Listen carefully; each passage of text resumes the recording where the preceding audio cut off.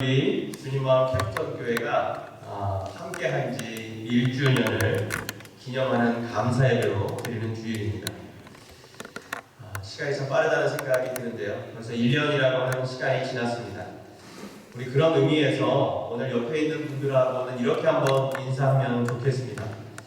옆에 있는 분들을 보시면서 당신은 주님 안에서 함께 동행하는 좋은 동반자입니다. 기억하실 수 있으시겠어요?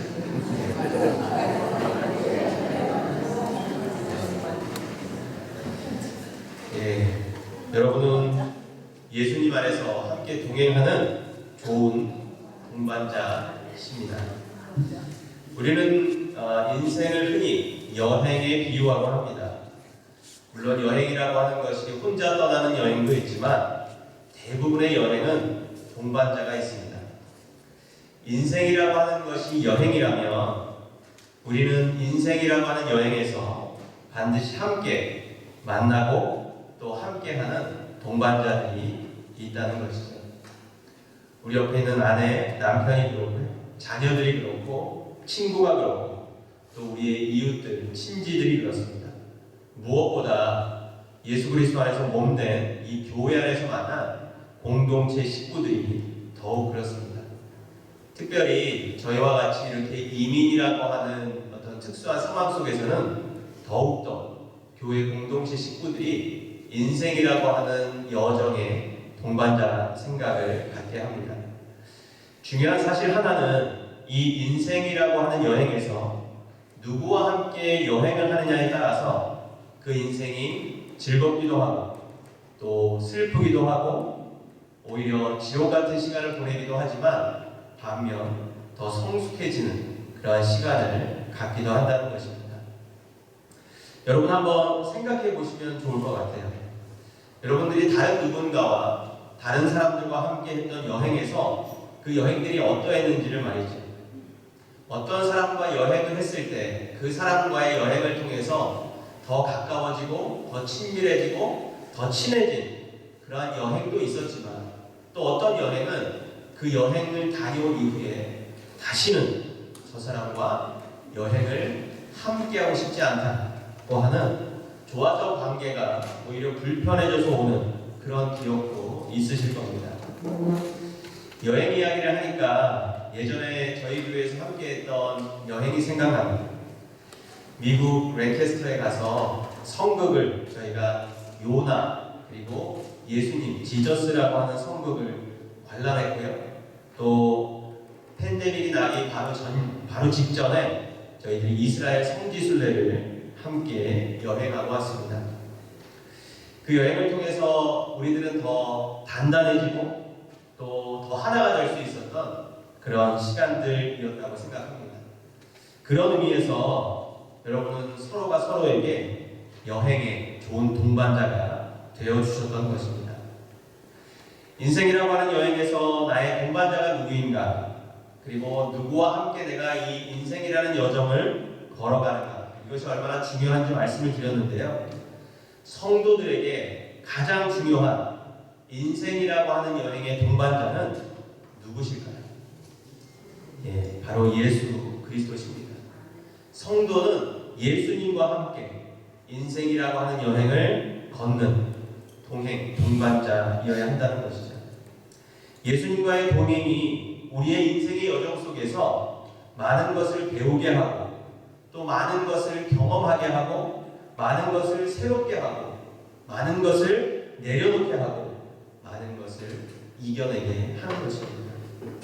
한번 잘 생각해 보시면 예수님과 함께 함을 통해서 어려운 것도 이겨내 본 적이 있고 또 어렵다고 생각했던 것들이 새로움으로 바뀐 것도 있고 또 내가 가지고 있었던 어떤 욕심과 잘못된 욕망들을 내려놓게도 했다는 것입니다.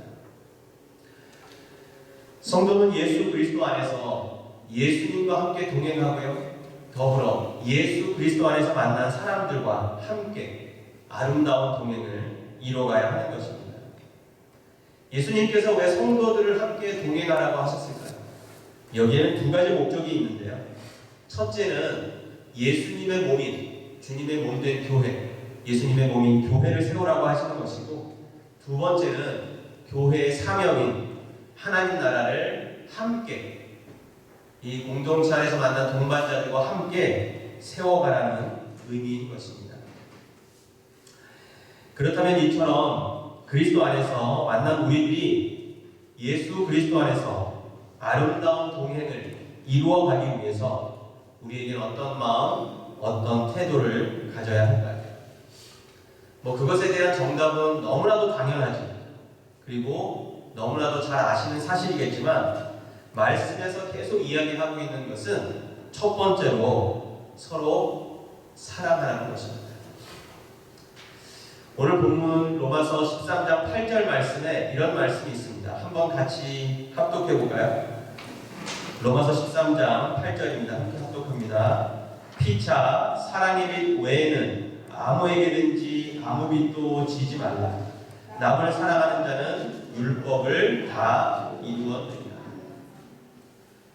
서로가 사랑이라고 하는 빛 외에는 다른 빛을 지지 말라는 거예요. 서로 끝없이 사랑하라는 거죠. 그리고 후반부에는 남을 사랑하는 자는 무엇을 이루었다고요? 율법을 다 이룬 것이라고 말씀하고 있습니다. 예수님과 우리들의 동행이 아름다운 이유는요, 나를 가장 사랑하는 분과 내가 함께 살아가고 있다는 것입니다. 나를 가장 사랑하시는 예수님이 나와 함께 동행해주고 계시다는 사실은 그 동행이 아름다울 수 있는 이유라는 것입니다. 우리는 예수님이 나를 위해 생명을 내어주신 분으로 믿고 있습니다. 그만큼 우리를 사랑하신 분으로 믿고 있는 것입니다. 어떤 의미에서 나보다 나를 더 사랑하는 분으로 우리는 믿고 있다는 것입니다. 여러분 한번 생각해 보시기 바랍니다.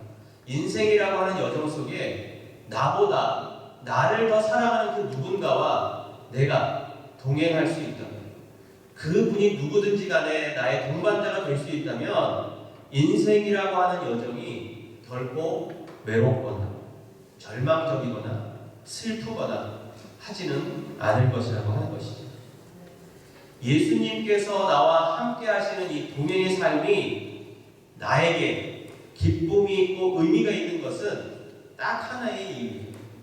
예수님이 나를 죽기까지 어떤 의미에서 나보다 나를 더 사랑하시는 분이라고 하는 사실을 우리가 믿는 그 사실 때문이라고 하는 것입니다.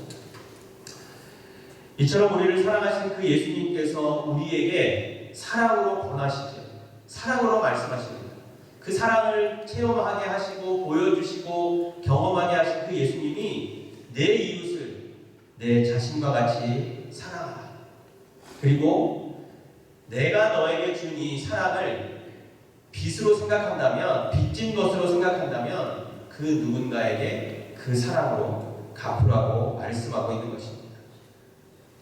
이런 사랑이 우리를 통해 나누어지고 흘러가고 드러나고 하는 것이 결국 하나님의 나라가 이루어지는 그 모태, 태동, 뿌리가 되기 때문입니다. 그리고 말씀은 그런 사랑의 삶을 율법이 완성되어지는 것이라고 말씀하고 있습니다. 우리가 하나님의 말씀을 지킨다고 하는 것에는 가장 근본적인 것이 그래서 사랑의 바탕과 기본이 있어야 한다는 것이죠. 그래서 로마서를 기록한 사도 바울은 본문 9절에서 10계명에 나오는 율법들을 언급하면서요, 10절에 이 모든 것을 이루는 것이 사랑이라고 강조하고 있는 것입니다. 너무나 잘 아는 말씀입니다. 우리가 하나님의 말씀대로 산다고 하고 율법을 지킨다고 하지만 그 안에 사랑이 없으면 아무것도 아닌 것을 성경은 계속해서 말씀하고 있는 것이죠. 여러분, 정말 내가 사랑하는 사람과 함께 동행한다고 생각해 보세요. 옆에 있는 분들, 공동체에서 만나는 우리 식구들이 진짜 사랑의 동역자, 동행자, 함께하는 사람들이 된다면 우린 서로에게 해감이 없습니다. 누가 누구를 해하지 않아요. 오히려 그 사람의 유익을 위해서 내가 무언가를 하려고 하죠. 여러분, 오늘 본문 말씀에도 있는 것처럼 결국 이런 사랑의 삶이 하나님의 율법을 자연스럽게 이루어가는 삶이라고 하는 것을 기억해야 한다는 것입니다. 반대로 이런 사랑이 없다면 성도는 이 땅에서 이룰 것이 아무것도 없음을 성경은 말씀하고 있는 것입니다. 초대교회 교인들에게는 두 가지 모토가 있었습니다. 첫 번째는요, 디아코니아라고 하는 것이었어요. 이것은 섬김입니다. 봉사하는 것. 나를 희생해서 누군가를 살리는 겁니다. 또 하나는 코이노니아였습니다. 이것은 서로 교제하는 거죠. 디아코니아, 섬김과 코이노니아, 교제. 이 두 가지가 초대교회의 모토였어요. 그런데 이 디아코니아라고 하는 원어와 코이노니아라고 하는 원어 안에는요, 죽음이라고 하는 의미가 있습니다. 이게 무슨 의미냐 하면 언젠가 한번 말씀드렸어요. 남을 섬기되 봉사하되 언제까지? 내가 죽을 마음, 죽기까지 섬기라는 거예요. 내가 이 사람과 교제하되 이 사람과의 사귐이 이 사람을 위해서 내가 대신 죽어줄 수 있을 만큼 그런 마음으로 교제하는 겁니다. 이런 디아코니아와 이런 코이노니아가 있으면 교회다워질 수 있고 그 교회를 통해서 하나님의 나라가 이루어질 수 있다고 하는 것입니다. 오늘 사도 바울은 로마 교회에 보내는 이 로마서를 통해서 계속해서 사랑이라고 하는 것을 강조하고 있는데요. 왜냐하면 로마 교회 안에는 두 그룹이 있었습니다. 이거는 로마 교회뿐만이 아니라 초대교회가 가졌던 문제점이었어요. 그 이유가 뭐였냐면 한 그룹은 유대인들, 이스라엘 사람들이 개종을 한 거예요. 유대교회에서 예수님을 믿고 기독교로 개종한 유대인 그리스도인들이 있었고요. 다른 한 사람들은 우리처럼 유대인이 아닌 다른 이방 민족들이 예수님을 믿고 개종한 사람들이 있었습니다. 이 두 그룹은 늘 교회 안에서 갈등이었어요. 여러 가지 이유가 있었지만 중요한 것은 그 안에 갈등의 요소들이 있을 수밖에 없었다고 하는 것입니다. 표면적으로는 인종적인 문제도 있고요, 문화적인 문제도 있었습니다. 그런데 이 두 그룹이 화해가 되고 하나가 되기 위해서 바울이 강조하는 것은 사랑 외에는 없다는 겁니다. 너희가 경험한 그리스도의 사랑을 한 공동체에서 만난 같은 다른 이웃들, 성도들, 너희 지체들에게 나누라고 하는 것이죠. 그리고 그런 삶이 하나님의 뜻, 하나님의 법을 이루는 삶이라고 계속해서 강조하고 있는 것입니다. 그래서 예수님은 이 땅에 오셔서 가르침 중에 이 예수님의 가르침을 딱 두 가지로 요약한다면 첫 번째는 하나님을 사랑하는 것이고 그리고 두 번째는 이웃을 사랑하는 것입니다. 우리는 하나님도 그리고 우리의 이웃, 우리의 동행하는 사람들도 나의 몸과 그리고 나의 최선을 다해서 사랑해야 하는 그런 의무들이 있다고 하는 것입니다. 다시 한번 저희 주님마음 캡스톤 교회에 이런 사랑의 마음이 있기를 소망합니다. 초대교회처럼 정말 디아코니아, 섬기되 내가 나를 들여서 섬길 수 있는 서로에 대해서 또 서로 사귐을 갖되 교제하되 정말 이 사람을 위해서 내가 나의 것을 줄 수 있는 그런 마음으로 우리가 하나 되기를 다시 한번 주님의 이름으로 소망해 봅니다.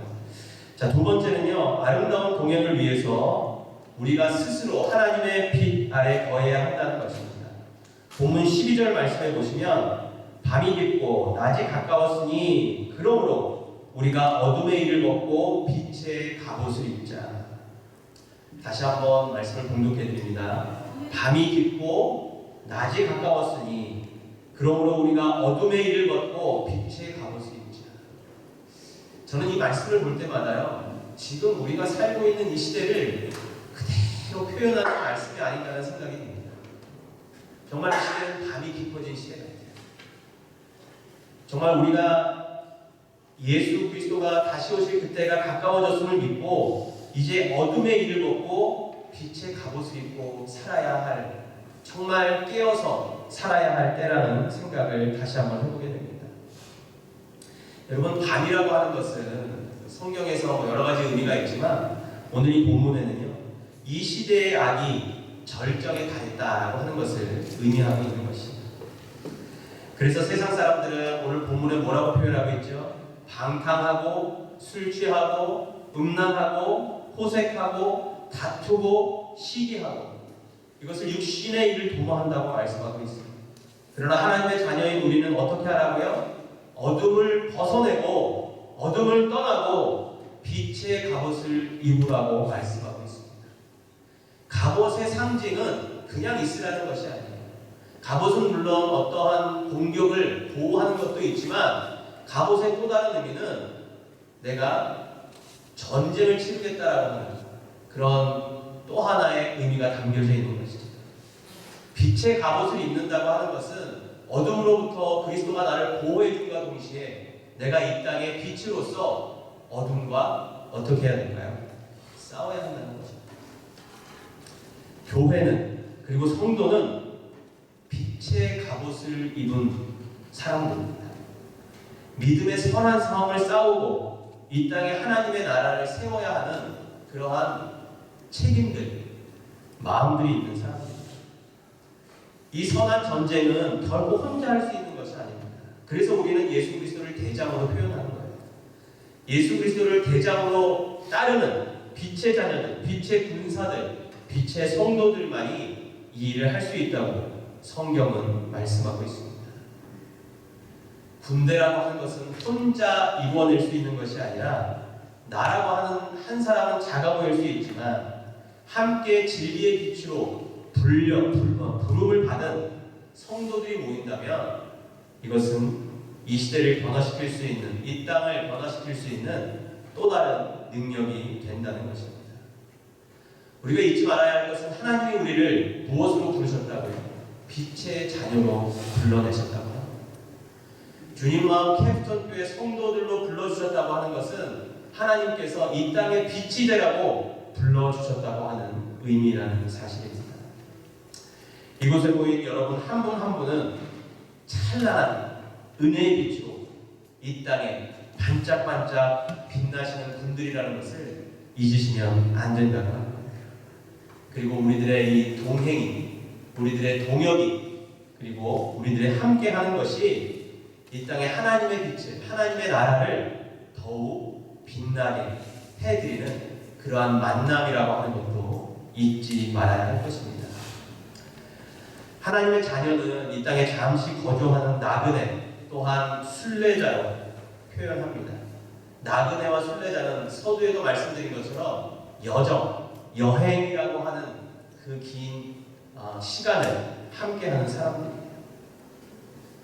이 땅에 하나님 나라의 순례자로 잠시 거주하는 나그네로 우리는 함께 걸어가고 있는 사람들입니다. 함께 동행하는 그리고 함께 여행하는 사람들이라고 하는 것입니다.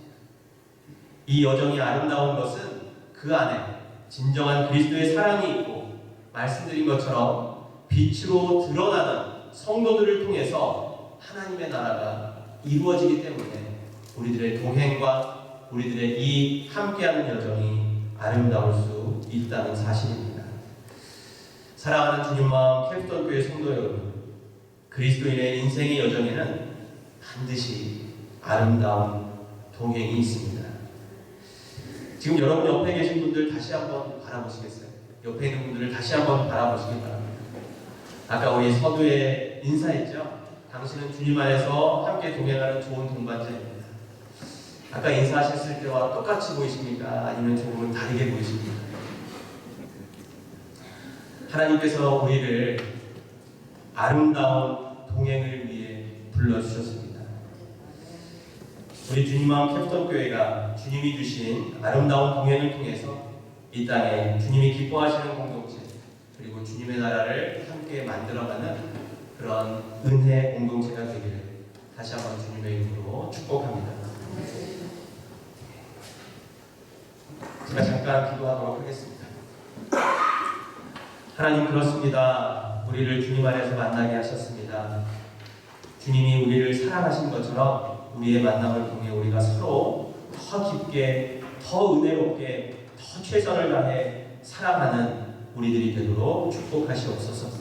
우리들의 사랑이 우리 안에 기쁨으로 멈추지 않게 하시고 우리들의 사랑의 그 넘치는 기쁨이 세상으로 흘러가게 하셔서 우리를 불러주신 하나님의 소명, 빛된 우리의 소명과 사명을 다하는 우리 주님 마음 캡스톤 교회, 또 우리 주님 마음 캡스톤 교회 안에서의 만남이 되도록 주님 축복해 주시옵소서. 감사합니다. 주님, 예수님의 이름으로 간절히 기도하옵나이다.